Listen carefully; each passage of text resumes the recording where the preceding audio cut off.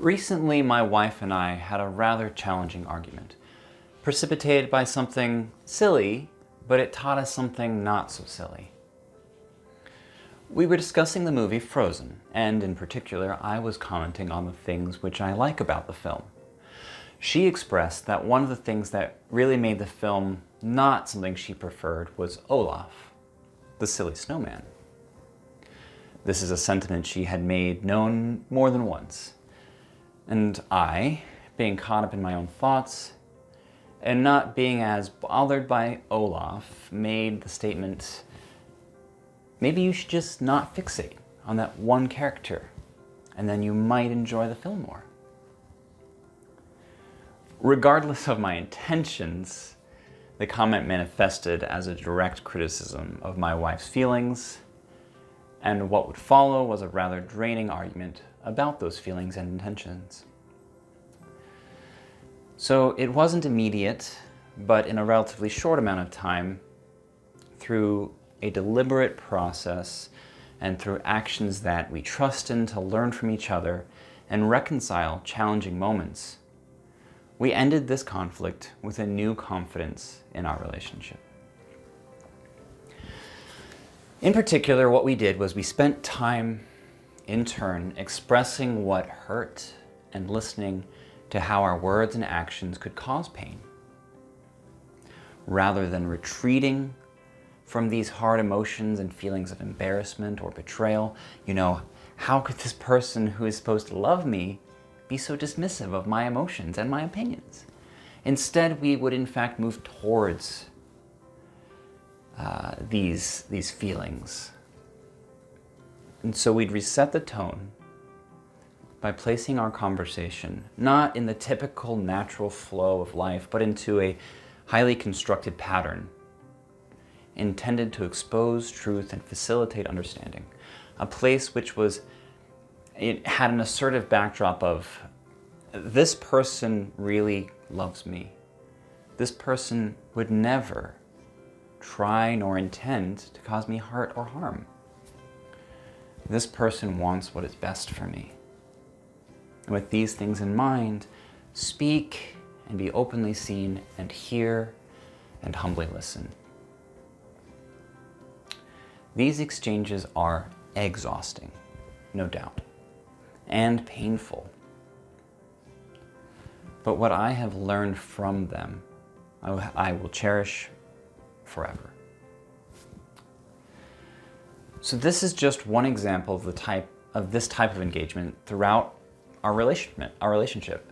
Fundamentally, this pattern is our unique way of exercising a framework of trust, only possible due to a foundation of confidence and a mutual orientation that says, this is our heading, and we have faith in that heading.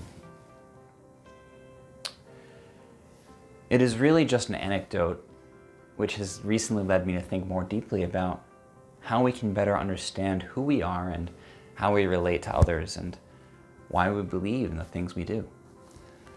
It is the history of our relationship, we've been here before and we've worked through this before, that gives us the confidence in each other's hearts and intentions.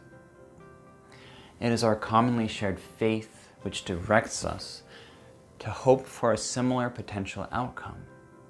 We believe with no actual certainty that we will not only stay together, but we will in fact thrive together, and that we will become healthier together, and that we will grow stronger together and more loving together. It is the interplay between these two categories of belief, confidence and faith, which let us trust in the type of reconciliation exercise that I've just described. Trust is a type of belief which overcomes certain practical inertial barriers that let us take action, and the outputs of those actions become evidence to either reinforce or contradict our preconceived confidences. And these confidences are the premises, the footing, the stance we can take on solid ground before looking out to the horizon and saying, that is where my hope is to be found. And it's in this cycle, or some abstraction of it, this belief cycle, that we can perhaps start to glimpse what makes our own selves tick. Why it is we want the things we want, why it is we fear the things we fear, and how do we understand what we understand to be right. And when we can't see these things within ourselves, it might come as no shock that we expect others to not take us seriously, or to downplay our worth, and to believe that the only sensible course of actions for us is one that is far more extreme than we might otherwise have considered if we had confidence in the premise of our own society. And if we believe that we share common hopes for a better tomorrow. And as imperfect as our society may be, it's important to note that perfection has never been the point. The whims of the age, dynamism of our cultures, and the fallibility of our own human conditions speaks only to finding what works and not what is perfect.